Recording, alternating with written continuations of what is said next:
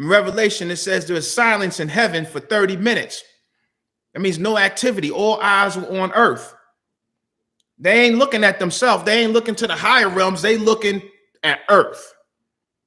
So we're going to take this thing to the next level. Part of that quote unquote ascension model or word or new age terminology that you're supposed to fly off into space, that's some bull right there.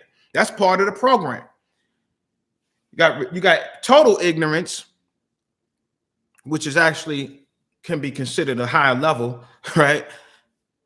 And then you jump down when you get religion, right? Because everything goes into cycles and chambers. It's like a winding staircase. You may be in the same geographic area of a lesson, but you're going through it on a different level or a different dimension.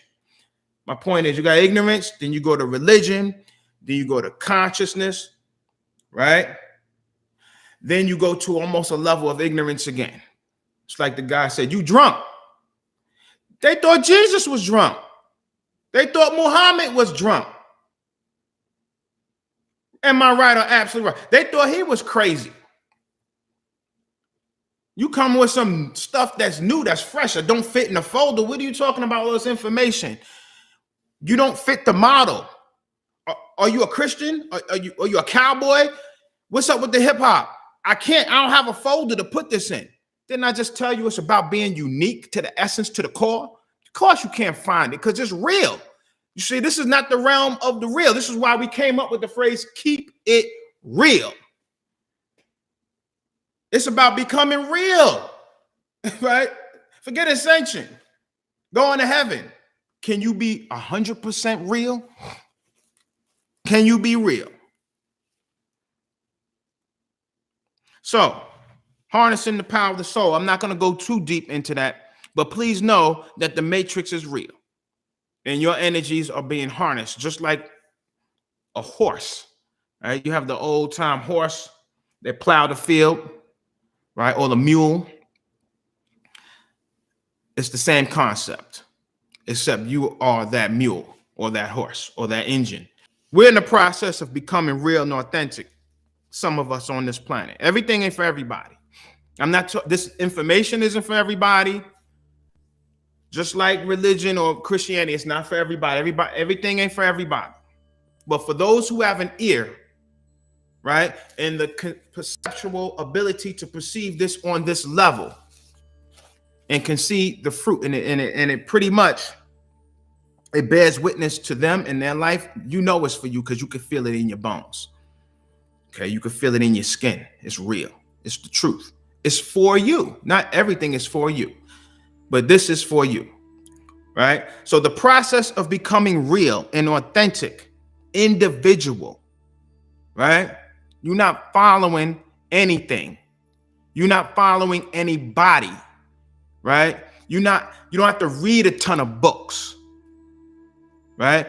In many ways, that's the consciousness level. After you go through religion, which is like kindergarten, nursery school, then when you become a diligent student, then that's almost like high school.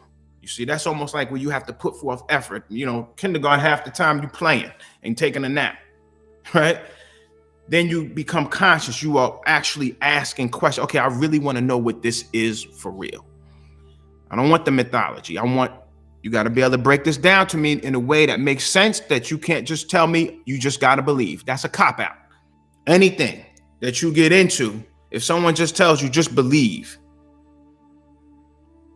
you better throw up some red flags. Same thing with this spiritual aspect. So, when you get on the level, now you're searching for a teacher.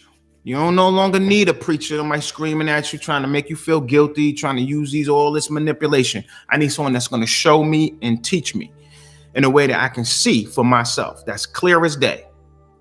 You look for a God, okay? And when you get on that level, we have something in psychology that we call facing your shadows. And this is your resistance force.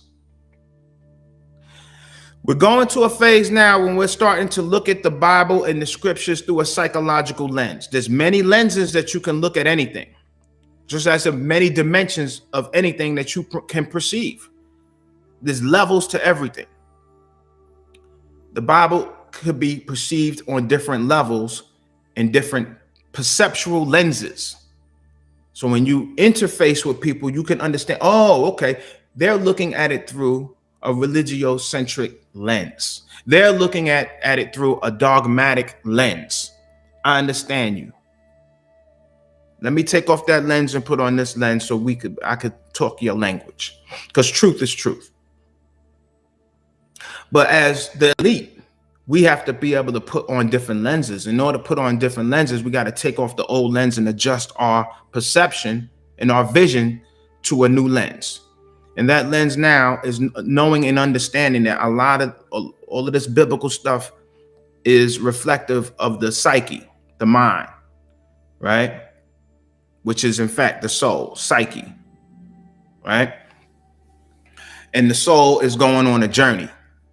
And as you begin to really wake up and consciously go through this journey, you experience your shadow. You have to do battle with your shadow, so to speak, or your double, right? Or your devils, or your demons, facing your demons. All the resistance that you get is you. They're aspects of your mind, of the chaotic, free reign of your passions, of your fantasies, of your hurts and your disappointments that are running amok in your unconscious mind or your spirit. So you unconsciously create drama in your life. You follow me? So they say heaven is where you end up after you go through hell. You have to face your demons, right? Love, hell, or right. You go through hell so things turn out right. In order to get the right answer to a complicated or challenging math problem, you have to sweat, you have to toil, you have to calculate and recalculate, right? That's a level of hell, right? That's a level of work until you get to the solution, right? Which is heaven, right? Which is the right knowledge or the correct answer. Righteousness. Now you know. So now you know it can inform your behavior going forward. Right? So when we say Christ, we already know we can go in many different lenses. It's Christos in the Greek, Ka in the ancient Kemetic language, right? And it loosely means spirit, inspiration, spirit, right? Vibration. Everything vibrates, everything has movement, everything is spirit. Okay? So when you deal with the Ka, there's degrees on that. Oh, okay, what makes things really move? What makes things vibrate? What's the science of vibration and frequency? Universal law. You got the law of rhythm. Okay?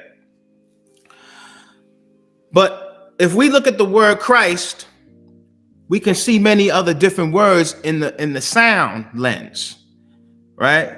Just look at the sound, Christ. You have the word cry.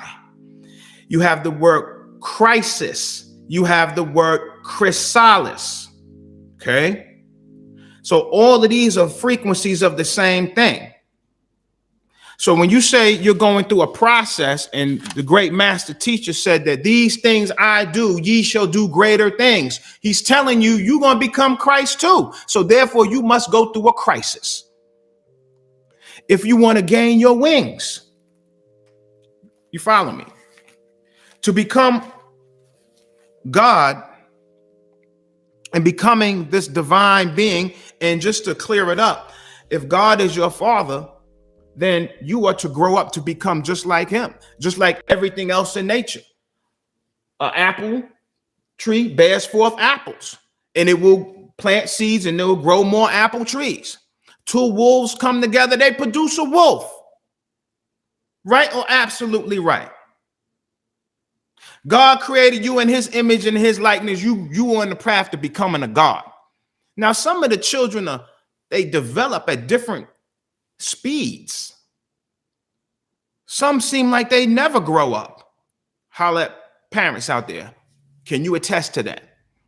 What's my 50 and above, right? You got some children in yours like, damn, when you ever gonna grow up?